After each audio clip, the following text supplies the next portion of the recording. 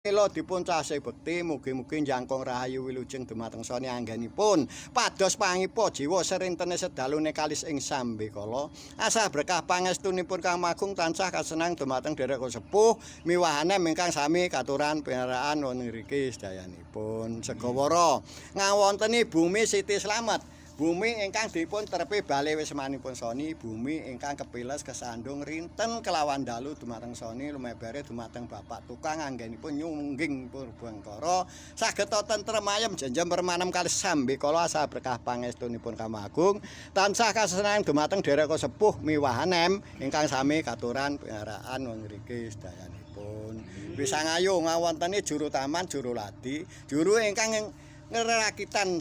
serakitan asan mugi-mugi panjenengan anggenipun ngerakis asan sageta tentrem ayem lumebare dumateng sak keluarganipun soni sageta tentrem ayem jenjem permanem kalih sang bikala asa berkah pangestunipun Kang Agung tansah kasesenang dumateng derek sepuh miwahane ingkang sami katuran pinaraan wong ngriki saenipun iwal-iwal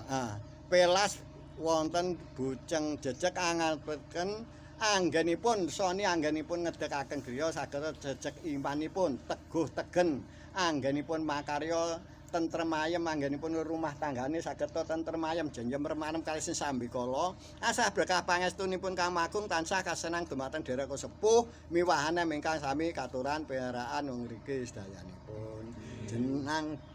Sengkala nulak kabeh kala ingkang dumawah ning lebur maring Allah ingkang dereng dumawah sampun ngantos ngganggu gawe dumateng keluargane soni sak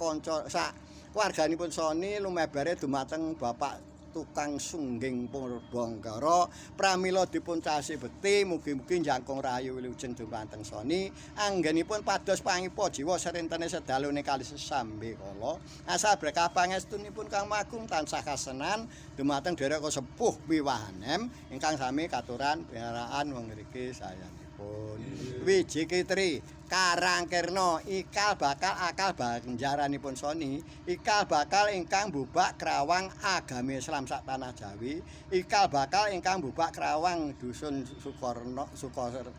Sukamulya lumebere desa Gadungan mugi-mugi mari ana rahayu wilujeng dumateng soni sak keluarganipun sageta tentrem ayem anggenipun pados pangipa jiwa serintene sedalune kalih sing sambikala asa berkah pangestunipun Kang Agung tansah kasenang dumateng derek sepuh miwahanem ingkang sami katuran pinaraan wong ngriki sayanipun. Pojok kawan 5 pancer 6 kumarane danyang donyang umpiang donyang wasis ya donyang